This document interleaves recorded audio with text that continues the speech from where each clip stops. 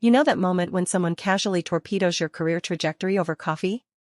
Picture this: Tuesday morning at Thor Technologies, 8:23 a.m. precisely. I'm reviewing quarterly projections on my dual monitor setup when our CEO, Richard Blackstone, strolls into my office with that particular brand of executive smugness that makes your skin crawl. He's wearing his lucky Italian leather shoes, the ones that squeak against our polished concrete floors, and carrying his morning espresso in the ceramic mug his assistant ordered from some artisanal pottery studio in Vermont. The man collects vintage fountain pens and uses them to sign documents with theatrical flourishes, as if his signature were destined for historical archives rather than quarterly expense reports. That morning, he'd chosen the Mont Blanc, his serious business pen worth more than most people's monthly rent. Red flag number 1. His tie was silk, probably Hermes, knotted with the precision of someone who'd watched YouTube tutorials on executive presence. Jenna, slight change of plans for the strategy workshop next week. I looked up from my spreadsheets, noting the way he positioned himself between me and the door, classic dominance posturing they probably taught in his weekend executive coaching seminars. The quarterly numbers glowing on my left monitor were solid: 17% growth, 3 new market segments secured, client retention at 94%. My work. My analysis. My late nights dissecting competitor strategies while he attended charity galas and posted LinkedIn articles about thought leadership. The right monitor displayed my color-coded project timeline, every milestone meticulously tracked, every dependency mapped. Richard had a tell: when he was about to screw someone over, his left eye twitched exactly twice. I'd noticed it during the layoffs last spring, right before he eliminated the entire customer service department. Twitch. Twitch. I'm bringing in Connor Fitzgerald instead. He's more visionary than you. Connor Fitzgerald. Harvard MBA with the class ring to prove it, 2 years out of McKinsey where he'd specialized in organizational transformation, owner of 3 identical Navy suits from Brooks Brothers and a vocabulary consisting entirely of business school buzzwords. The man who'd spent his first week at Thor asking if we had ideation spaces and suggesting we needed more synergistic touchpoints with our stakeholder ecosystem. He drank oat milk lattes and carried a leather-bound notebook filled with illegible scrawl that he claimed were strategic insights. More visionary. As if vision were some mystical quality you either possessed or didn't, like perfect pitch or the ability to touch your nose with your tongue. I'd spent 18 months building Thor's market expansion strategy from scratch, analyzing everything from demographic shifts in our target markets to regulatory changes in 12 different countries. But apparently Connor's 3 PowerPoint slides about disruptive innovation synergies qualified as visionary leadership. Have you ever had someone dismiss your expertise so casually it takes your breath away? That was Tuesday at 9:47 a.m. I remember the exact time because my computer screen showed the timestamp when I reflexively saved my work, a nervous habit from years of corporate instability. Sitting in my corner office with its view of the parking lot and the small oak tree I'd watched grow from a sapling during my 5 years here, the one I'd earned after pulling Thor's strategic planning out of whatever mess Richard's previous bright ideas had created. The investors specifically requested fresh perspectives, he continued, examining his manicured nails. Connor brings that Silicon Valley mindset we need. Silicon Valley mindset. Connor was from Boston and had never worked west of Chicago, but apparently watching 3 seasons of Silicon Valley on HBO qualified as understanding West Coast innovation culture. I didn't throw my coffee mug. Didn't slam my laptop shut. Didn't even raise my voice.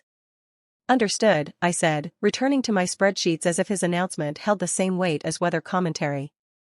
The spreadsheet displayed on my left monitor showed Q3 projections based on the Southeast expansion I'd orchestrated: Atlanta, Charlotte, Miami, each market carefully analyzed for demographic fit and competitive landscape. Conservative estimates put us at $12 million in new revenue by year-end.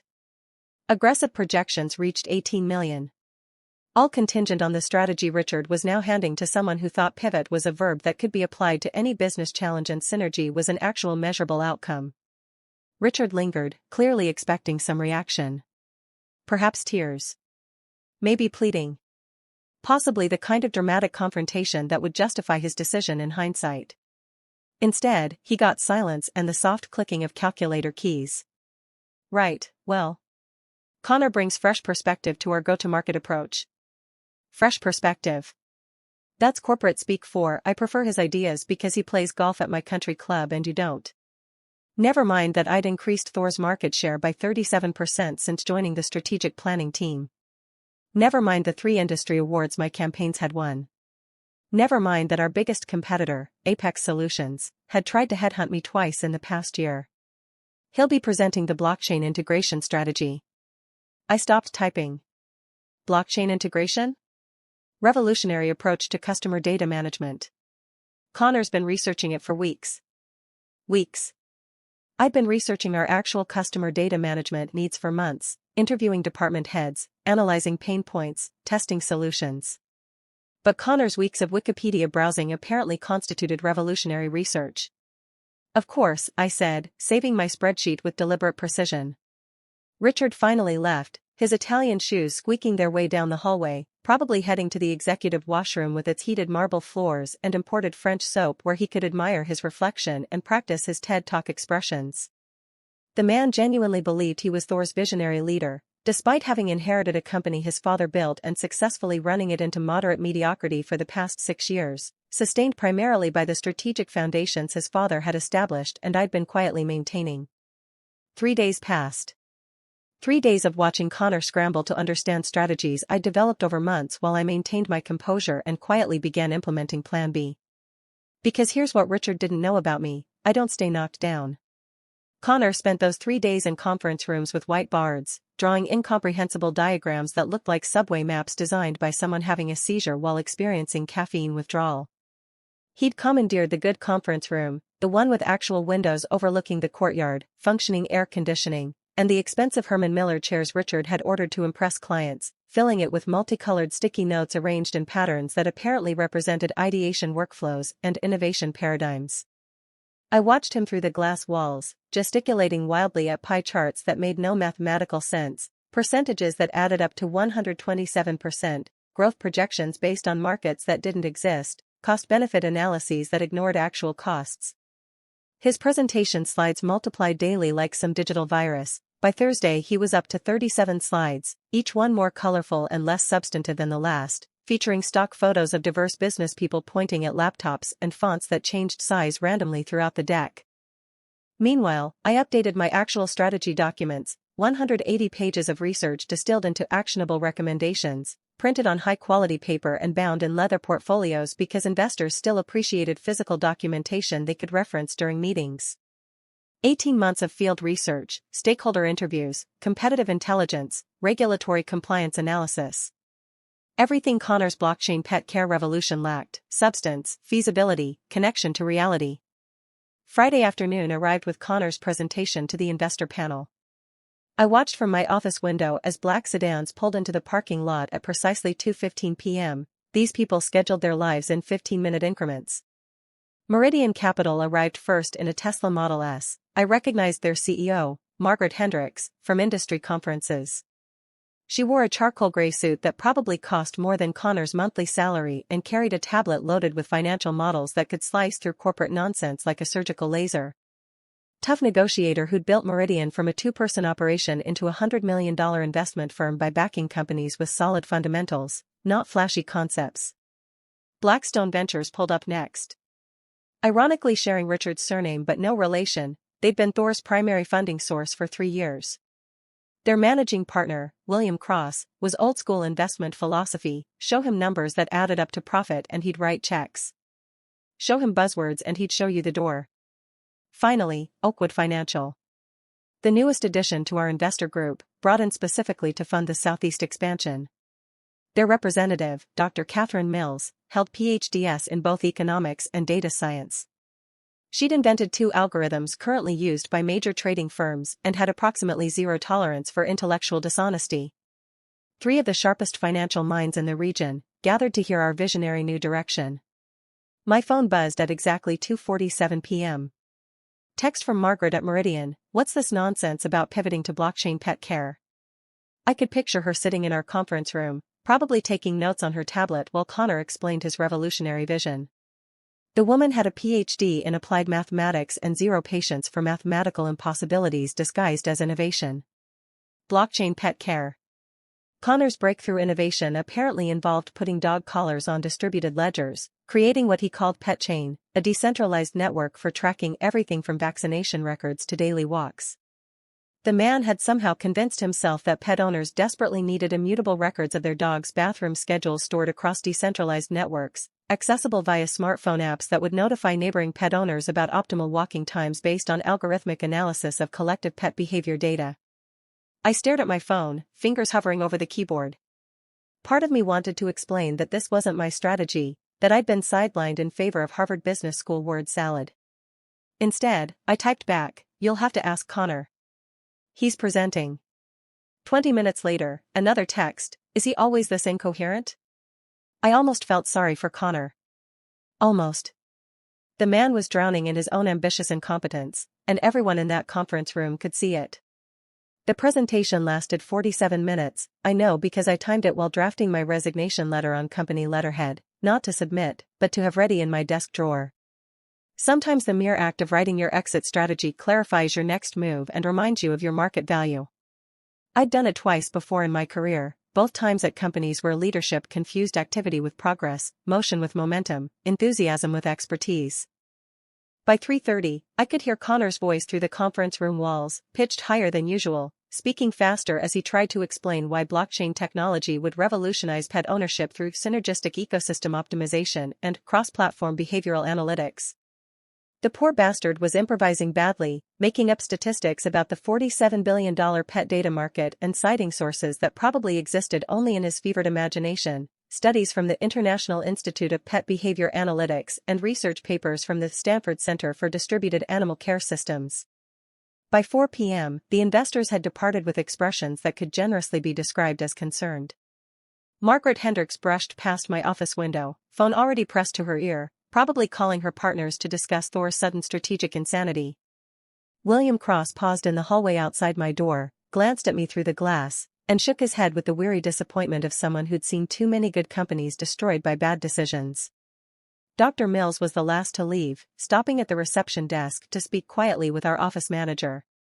I couldn't hear the conversation, but her body language suggested she was gathering intelligence about Thor's internal dynamics. Smart woman.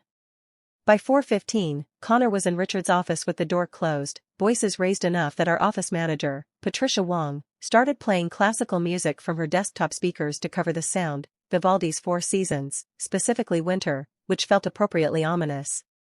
I caught fragments through the music, didn't respond well to disruptive paradigms, and misunderstood the blockchain value proposition. And my personal favorite, weren't ready for this level of innovation synthesis.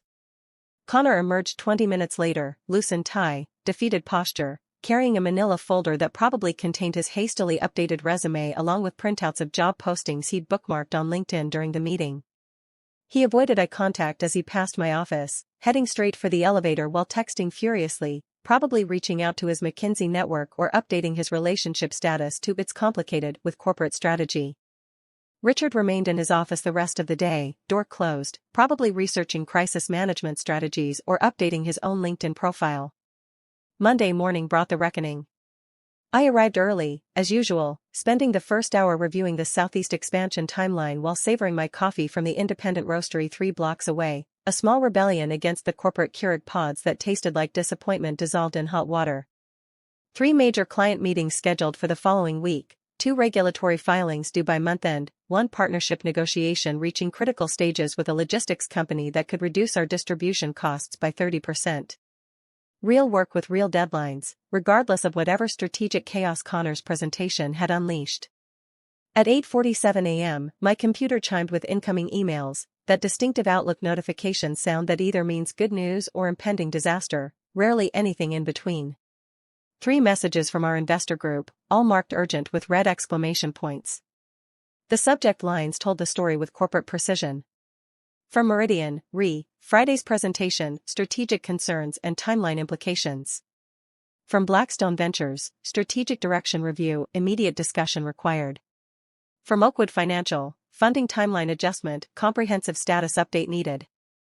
I read them quickly, noting the professional language that barely concealed deep skepticism about Thor's new direction.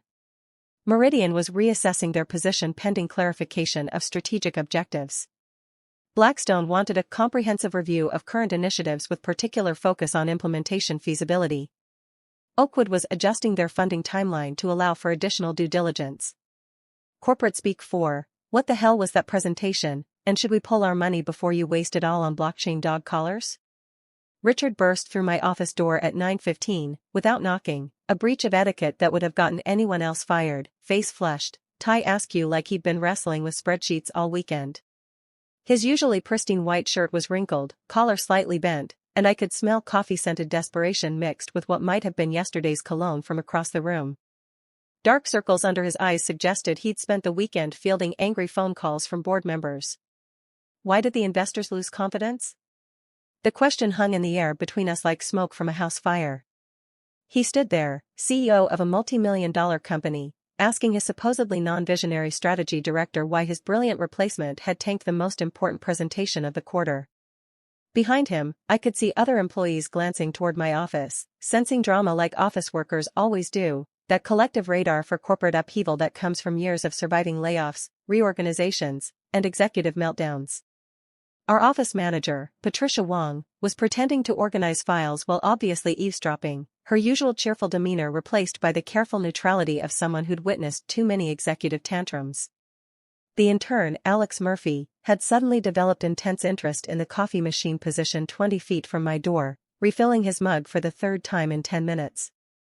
I leaned back in my ergonomic chair, one of the few decent pieces of furniture in my office, and studied Richard's face. 3 days of stubble, coffee stains on his shirt that suggested he'd been drinking directly from the pot, that desperate look executives get when they realize they've made a catastrophically stupid decision that will be discussed in business schools as a case study in management failure. His left eye was twitching, but differently now, not the predatory twitch of someone about to strike, but the nervous twitch of someone who'd already struck and missed badly. You want the honest answer or the diplomatic one? Honest. Connor presented a solution to a problem that doesn't exist for a market that isn't viable using technology he doesn't understand. Richard's jaw tightened. The blockchain integration was innovative. Was buzzword bingo, not strategy. Meridian pulled their preliminary approval. Blackstone Ventures is reconsidering their position. Oakwood is delaying their funding commitment. Your visionary just cost us approximately $12 million in confirmed funding, plus whatever reputation damage we'll suffer when this story makes the rounds at industry conferences. Have you ever watched someone's entire worldview crumble in real time? It's simultaneously satisfying and uncomfortable, like watching a house of cards collapse in slow motion while standing in the blast radius. Richard sank into the chair across from my desk, suddenly looking every one of his 53 years. But Connor's research, his McKinsey background. His research consisted of reading TechCrunch articles and watching YouTube videos about cryptocurrency. His McKinsey background involved 2 years analyzing supply chain logistics for a grocery chain. Nothing in his experience qualified him to revolutionize pet care through distributed ledger technology. But his presentation style was polished delivery of fundamentally flawed content. You can't PowerPoint your way out of strategic incoherence. The silence stretched between us. Through the office window, I could see Connor's abandoned conference room, whiteboard still covered with his incomprehensible diagrams, sticky notes curling at the edges like dying flowers. Richard shifted from foot to foot like a schoolboy caught cheating on an exam. The board is asking questions. Of course they were. Thor's board included Richard's father, the company founder, plus 3 industry veterans who'd seen enough corporate disasters to recognize one in progress. They'd probably started making phone calls before Connor finished his first slide. What do you recommend? There it was. The question I'd been waiting for since Tuesday at 9:47 a.m. when he'd first dismissed my supposedly insufficient vision. I pulled up the strategy document I'd updated Friday afternoon, the one based on 18 months of actual research rather than 3 days of blockchain enthusiasm. Schedule a follow-up with all 3 investors within the next week. Present the actual strategy, the one I developed through market research, competitive analysis, and financial modeling. Answer their questions with data instead of buzzwords. Acknowledge that Connor's approach was premature and that Thor is returning to evidence-based strategic planning. And Connor? I shrugged with calculated indifference. That's above my pay grade. I just build strategies, remember? The irony wasn't lost on either of us. The non-visionary was being asked to salvage the mess created by the visionary. Can you have a presentation ready by Wednesday? Already done. I updated it Friday after Connor's investor meeting, anticipating you might need it. Richard stared at me with something approaching respect mixed with embarrassment. You knew this would happen. I knew Connor wasn't ready for investor-level strategic presentation. His background was supply chain optimization, not strategic planning. His blockchain research was superficial. His understanding of our market was minimal. I hoped I was wrong, but prepared for being right. Why didn't you say something earlier? You'd already made your decision. You wanted vision over analysis, enthusiasm over competence, disruption over results. Connor delivered exactly what you asked for. That afternoon, Richard sent an company-wide email announcing my return to the strategy workshop leadership team. No apology. No acknowledgement of the previous week's drama. Just a brief note about organizational restructuring to better leverage existing expertise and align strategic initiatives with core business objectives. Corporate speak 4. I made a catastrophically stupid mistake and I'm fixing it without admitting fault. Connor transferred to business development the following week, his transition announced as a strategic reallocation of human resources to maximize individual strengths and organizational effectiveness. Still visionary, apparently, just in a role with less catastrophic potential where his enthusiasm could be channeled into relationship building rather than strategic planning. I heard through office gossip that he'd landed well in his new position. Business development actually suited his particular brand of optimistic incompetence, clients appreciated his energy during initial meetings, and other team members could handle the technical details and follow-through he consistently botched. The investor meeting went smoothly. I presented the Southeast expansion strategy, backed by comprehensive market analysis and realistic financial projections. Meridian restored their funding commitment. Blackstone Ventures not only maintained their investment but increased it by 15%. Oakwood Financial accelerated their timeline and extended additional credit facilities. The strategy that had been deemed insufficiently visionary suddenly became exactly the kind of forward-thinking yet practical approach Thor needs to maintain sustainable growth in competitive markets. Funny how that works. Wednesday evening, as I packed up my office, Richard appeared in my doorway again. Different posture this time. Less swagger, more sheepishness. He was carrying 2 cups of coffee, good coffee from the expensive machine in the executive break room, not the swill from the general office kitchen. Jenna, about last week. He set 1 cup on my desk. I looked up from my files. What about it? I may have been hasty in my assessment of strategic requirements. May have been hasty. Like accidentally ordering the wrong lunch instead of nearly destroying a quarter's worth of investor relations and risking $12 million in funding commitments. Richard, can I give you some advice? He nodded, settling into the chair with his coffee. Vision isn't about having the newest ideas or the fanciest terminology. It's about seeing what works, understanding why it works, and building on that foundation. Connor has enthusiasm and presentation skills. But enthusiasm without competence is just expensive noise, and presentation skills without substance are just theater. He absorbed this quietly, staring into his coffee cup. The investors didn't lose confidence in Thor's potential. They lost confidence in our leadership's ability to distinguish between genuine innovation and consultant theater. They're not funding us to experiment with trendy technologies. They're funding us to generate sustainable returns through intelligent market expansion. Point taken. Good. Because next time you want to replace me with someone more visionary, I won't be here to fix the aftermath.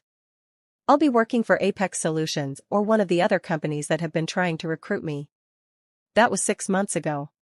The Southeast expansion exceeded projections, delivering $14 million in new revenue by year-end.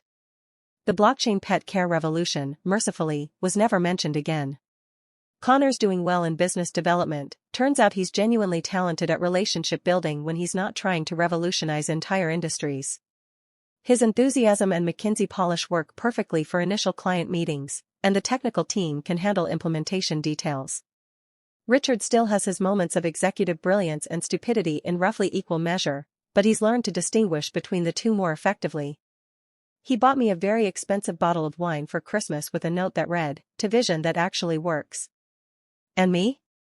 I got promoted to VP of Strategic Planning last month. The announcement cited my exceptional ability to develop and implement comprehensive strategies that deliver measurable results while managing complex stakeholder relationships.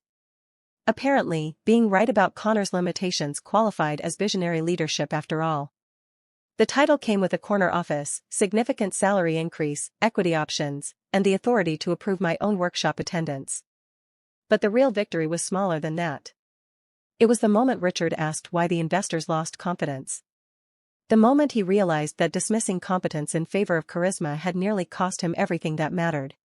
The moment he understood that vision without execution is just daydreaming, and execution without vision is just busy work, but combining both requires actual expertise rather than just enthusiasm. Sometimes the best revenge isn't dramatic confrontation or elaborate schemes. Sometimes it's simply being exactly as competent as you've always been while everyone else figures out what that's worth. Your move, corporate America.